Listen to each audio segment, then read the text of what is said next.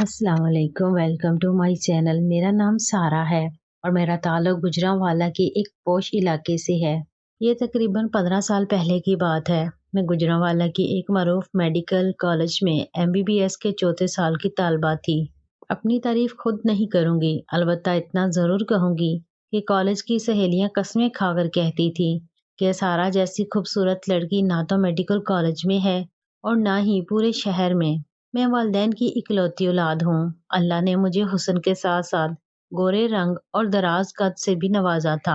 मेरी फूफी जान एक कॉलेज में लेक्चरर थी और अब्बू जान लाहौर में कारोबार करते थे। वो हफ्ते में एक बार या 15 दिन बाद ही घर आते थे। चुनाचे मेरा ज्यादातर वक्त फूफी जान के साथ गुजरता था। एक सुबह जब मैं कॉलेज जाने के लिए घर से निकली तो सामने वाले मकान के बागीचे में एक नौजवान पौधों को पानी दे रहा था। पहली ही नज़र में वो मुझे खासा पुरकशिश नजर आया। मैंने उसे उससे पहले कभी नहीं देखा था। अगले दिन कॉलेज जाते वक्त फिर नजर आया। वो हाथ में पानी का पाइप पकड़े किसी गहरी सोच में डूबा था। जब मैं उसके बागीचे के सामने से गुजरी तो अचानक पानी का धारा मेरी तरफ मुड़ गया और लम्हों में मेरे कपड़े तर हो गए। घबराहट में मेरा चिल्लाना फितरी था। जब उस नौजवान को अपनी बेहतियाती का एहसास हुआ तो वो सख्त शर्मा गया। कपड़े तार होने की वजह से मैं कॉलेज ना जा सकी और गुस्से से कदम पटकती हुई घर वापस आ गई। शाम को पुप्पी जान घर आई तो मैंने सारा वाकया सुनाया। वो सुनकर हंस पड़ी। उन्होंने बताया कि ये लोग हमारे मोहल्ले में नए मुंतकिल हुए हैं और इनका ताल्लुक भावलपुर से है। उस लड़के के वालिद एक सरकारी महकमे में अफसर हैं और ट्रांसफर होकर यहाँ आए हैं। रात को हम खाने पर बैठे ही थे कि दरवाजे पर दस्तक हुई। मैंने दरवाजा खोला। बाहर एक मोअज़्ज़ज़ खातून खड़ी थी। उनके साथ वही नौजवान था। मैंने उसे फौरन पहचान लिया। वो अपनी वालदा की हमरा माजत करने आया था। वो बहुत शाइस्ता और सलीकामंद लड़का लगा। फूफी जान तो उन दोनों से बहुत मुतासर हुई। खातून का नाम नुसरत बीबी और लड़के का नाम उमर था। थोड़ी देर गुफ्तगू और चाय नोशी के बाद वो रवाना हो गए। मुझे समझ नहीं आ रहा था कि मैं उस लड़के के बारे में क्यों सोचने लगी। अगले दिन कॉलेज जाते वक्त मैंने उमर को फिर बाहर देखा। फिर ये एक रोजमर्रा का मामूल बन गया। मुझे लगने लगा कि वो महज मुझे देखने के लिए पौधों को पानी देने का बहाना करता है। एक दिन जब मैं करीब से गुजरी तो उसने मुझे सलाम किया। मैंने जवाब दिया और आगे बढ़ गई। मेरा दिल धड़क रहा था। सारा रास्ता मैं उसी के बारे में सोचती रही। कुछ दिन बाद कॉलेज जाते हुए उमर ने मेरे कदमों के करीब एक तयशुदा खत फेंका। मैंने खत उठा लिया और किताब में रख कर कॉलेज चली गई। क्लास में एक कोने में बैठकर मैंने खत खोला। उमर ने लिखा था कि वो मुझसे बेहद मोहब्बत करता है और रोजाना मेरी एक झलक देखने के लिए ही बाहर आता है। उन दिनों मोबाइल फोन आम नहीं थे, इसलिए राब्ते का वाहिद जरिया खत और किताबत ही था। अगरचे मैं मोहब्बत की बातों पर यकीन नहीं रखती थी, फिर भी उमर में कोई ऐसी बात थी जो मुझे मतवज्जो करती। अगली सुबह मैंने उसे बाहर तलाश किया मगर वो नहीं था। ये गैर मामूली बात थी। उसकी जुदाई ने मुझे बेचैन कर दिया।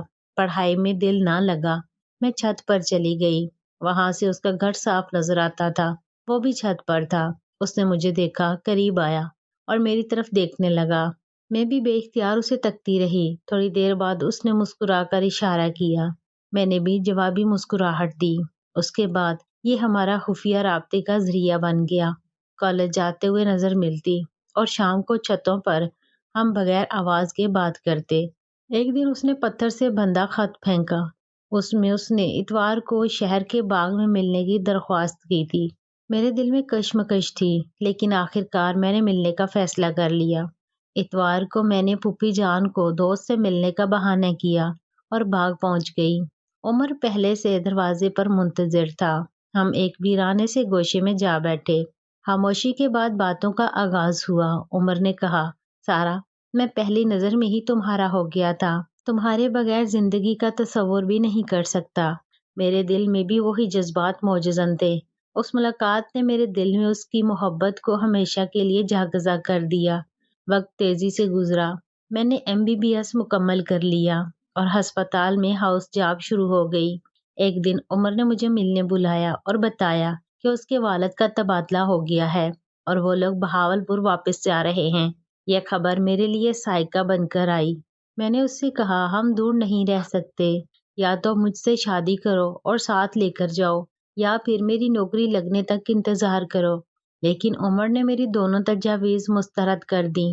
اس نے کہا نہ وہ ابھی شادی کر سکتا ہے، نہ ہی یہاں مزید ٹھہر سکتا ہے۔ اس کے بعد سے وہ مجھ سے دور ہٹنے لگا۔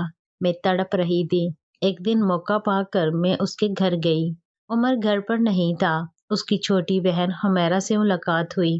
اس نے بتایا کہ عمر کی منگنی بچپن میں ہی اس کی خالہ زاد بہن سے ہو چکی ہے اور اب واپسی پر فوری شادی ہوگی۔ یہ شادی عمر کی اپنی مرضی سے ہو رہی ہے۔ یہ سن کر میرا جگر چھلنی ہو گیا۔ میں بے بسی کے عالم میں گھر لوٹ آئی۔ غم نے مجھے نگل لیا۔ میں نے ایک بار پھر عمر سے ملنے کی ٹھانی۔ میں نے اسے خط لکھ کر باغ میں ملنے کا کہا۔ شام کو وہ آیا۔ میں نے اس سے پوچھا میرا قصور کیا ہے؟ تم نے مجھے دھوکہ کیوں دیا؟ جب میں نے حمیرہ کی بتائی ہوئی باتیں دہرائی تو اس کا چہرہ فک ہو گیا۔ میں نے کہا میں تمہارا جھوٹ معاف کرتی ہوں، لیکن تمہارے علاوہ کسی سے شادی نہیں کروں گی۔ عمر نے سوچنے کے لیے ایک ہفتہ مانگا۔ اس دوران ایک اتوار کی صبح پھوپھی جان نے بتایا کہ سامنے والے لوگ خاموشی سے شہر چھوڑ گئے ہیں۔ یہ میری زندگی کا سب سے بڑا دھچکا تھا۔ محبت نفرت میں بدل گئی۔ میرا دل بدلے کی آگ میں جلنے لگا، لیکن میں کچھ نہ کر سکتی تھی۔ اسی دوران ہسپتال کی مصروفیات نے مجھے سہارا دیا۔ ایک دن ایک نوجوان مریض کی ماں جو بستر کے پاس بیٹھی تھی اچانک بولی، ڈاکٹر صاحبہ آپ جتنی حسین ہیں قسمت نے اتنا ہی بڑا کھیل کھیلا ہے۔ جس نے آپ کو دھوکہ دیا وہ اپنی حرکت پر ضرور پچھتائے گا۔ میں حیران رہ گئی۔ میں اس عورت کو جانتی تک نہیں تھی۔ میں نے پوچھا آپ کیسے جانتی ہیں؟ وہ مسکرا کر بولی میں فاطمہ بی بی ہوں۔ لوگوں کے چہروں پر ان کے ماضی کے سائے پڑھ لیتی ہوں۔ میں نے اسے تنہائی میں اپنی ساری کہانی سنائی۔ اس نے کہا بیٹا دکھ دل سے نکال دو تو بہتر ہے۔ میں تمہاری مدد کر سکتی ہوں۔ میں نے اس سے التجا کی کہ وہ میرے جذباتی سکون کا کوئی حل بتائے۔ اس نے اپنے بیٹے کے بہتر علاج کے بدلے مجھے ایک عمل بتانے کا وعدہ کیا۔ اتوار کو میں اس کے گھر گئی جو شہر کے کنارے پر ایک خاموش کالونی میں تھا۔ اس نے مجھے ایک پراسرار کاغذ دیا جس پر کچھ تحریر تھی۔ گھر آ کر میں نے سوچا آخر میں کس بدلے کے چکر میں پڑ رہی ہوں۔ میں نے وہ کاغذ پھاڑ کر پھینک دیا۔ میں نے فیصلہ کیا کہ اپنی زندگی کو کسی کے دھوکے بازی کے گرد مرتکز نہیں کروں گی۔ تقریباً 3 ہفتے بعد مجھے عمر کا خط ملا۔ اس نے اپنے رویے پر شرمندگی کا اظہار کیا اور شادی کا پیغام بھیجا، لیکن اب میرے دل کا دروازہ اس کے لیے بند ہو چکا تھا۔ میری محبت کی چنگاری بجھ چکی تھی۔ میں نے اسے جواباً لکھا کہ اب سب کچھ ختم ہو چکا ہے، وہ اپنی زندگی آگے بڑھائے۔ میں نے اپنی تمام تر توانائی اپنے کیریئر پر مرکوز کر دی۔ ہاؤس جاب، پھر اسپیشلائزیشن اور اپنا مطب۔ آہستہ آہستہ میں نے سیکھ لیا کہ اصل طاقت دوسروں سے بدلہ لینے میں نہیں، بلکہ اپنے آپ کو مضبوط بنانے میں ہے۔ محبت کا دھوکہ میرے لیے ایک تکلیف دہ سبق تھا جس نے مجھے اپنی قدر کے بارے میں سکھایا۔ آج میں ایک کامیاب ڈاکٹر ہوں۔ میرے پاس عزت، خود مختاری اور سکون ہے۔ میں نے یہ سبق یاد رکھا ہے، اپنی قدر وہی کرتا ہے جو اپنی کوتاہیوں کو پہچانتا ہے اور دوسروں کی غلطیوں کو اپنی ترقی کی سیڑھی بناتا ہے۔ زندگی ہمیشہ آگے دیکھنے والوں کا ساتھ دیتی ہے، پیچھے رہ جانے والوں کا نہیں۔ امید ہے ناظرین آپ کو آج کی کہانی پسند آئی ہوگی۔ میرے چینل اردو بکس کو لازمی سبسکرائب کر دیں۔ شکریہ۔